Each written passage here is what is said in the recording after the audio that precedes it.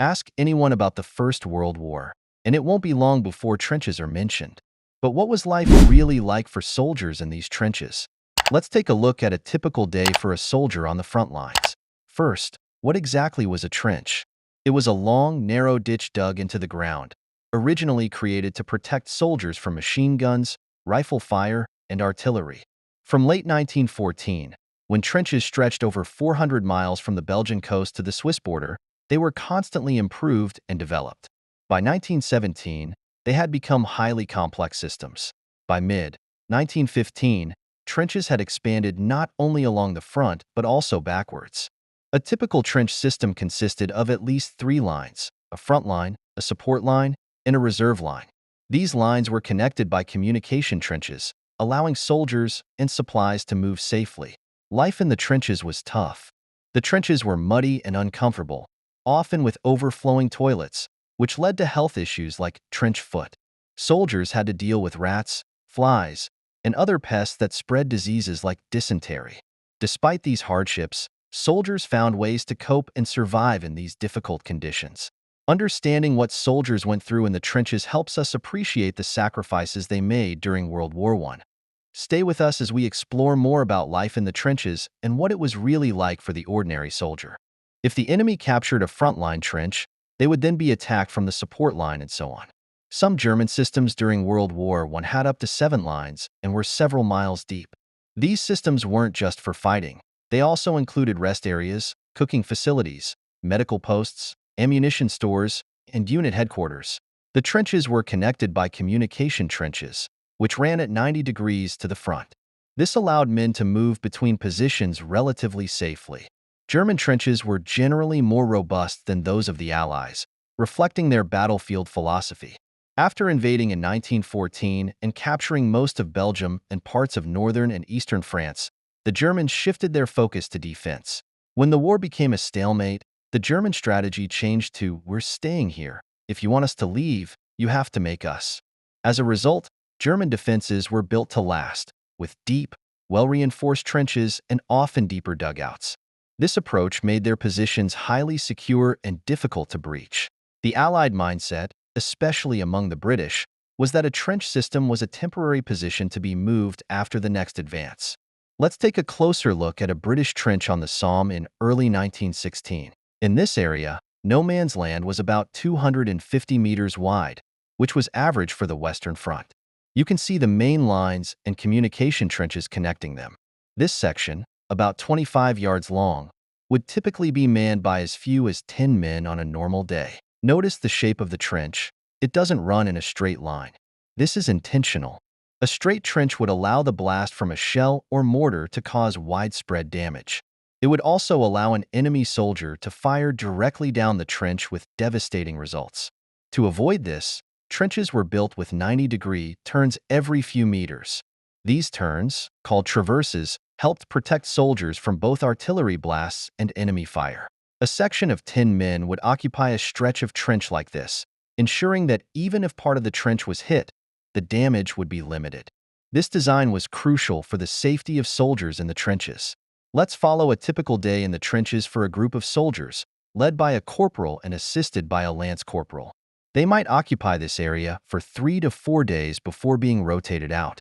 We'll focus on a winter day when it starts to get light around 6:30 a.m.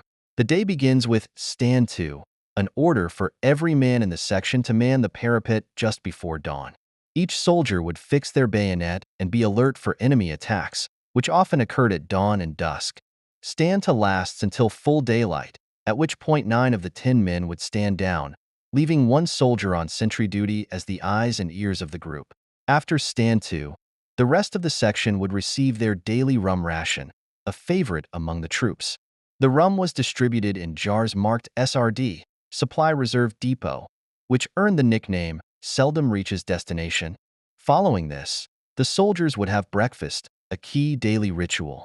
Rations varied, but generally included items like bacon, cheese, bread, corned beef, stews, biscuits, and jam. Food was plentiful because living and working in the trenches was exhausting and required a lot of calories. Breakfast was usually cooked over a small open fire or brazier and was a welcome meal for soldiers on both sides. who often did not interrupt each other's morning meal. After breakfast, the men would focus on personal hygiene. This included washing and shaving, which were mandatory to prevent illness. Shaving was especially important because a soldier with stubble might not be able to use his gas mask properly, which was a serious risk. The last bit of warm tea often served as shaving water. By 10 a.m., half of the section would start cleaning their weapons. Keeping rifles and other equipment in good condition was crucial, and special care was taken to remove any dirt. It was important that only half the men cleaned their weapons at any one time. If an enemy attack happened while all the weapons were disassembled, it would have been disastrous. Once the weapons were clean, the platoon sergeant would visit to inspect the men, their weapons, and the trenches. Any infractions would be punished, depending on the severity, with penalties such as extra duties, confinement to barracks when out of the trenches, or loss of pay for a period of time. With the morning's major activities out of the way, most of the men in the section had little time to themselves. This might be taken up by writing, chatting with comrades, or resting before their 2-hour stint of sentry duty. Assuming no shell or sniper fire was seen or heard around the section, which was surprisingly rare, the rest of the morning would pass quietly. Midday was when lunch arrived, brought up the line by men of the battalion who were in reserve positions. With any luck, it would have been still hot by the time it arrived in its dixies. Often this was stew, usually meat and vegetable, with of course a cup of tea. About the same time the welcome mail would arrive. It was much overlooked just how impressive the postal system was in the First World War. In just a few days, mail could reach a soldier at the front, and caring family members would often send luxuries to their loved ones, which was shared by all the section. This was followed by a welcome period of free time for those not detailed for sentry duty. It might be taken up by writing letters, chatting, sleeping, or visits of the regimental medical officer who would make his rounds each day. It would take the men up to about 4:30 p.m. in the coming of darkness. As dusk approached, the order to stand to was given again. Men would fix their bayonets, mount the parapet, and wait, careful not to expose their heads to the enemy. This period, which could last about an hour in winter, was highly unpopular. The entire section had to remain still, without moving, smoking, or talking, regardless of the weather. Around 5:30 p.m., the stand down order was given, and one man in every 3 would remain on sentry duty, rotating every hour throughout the night.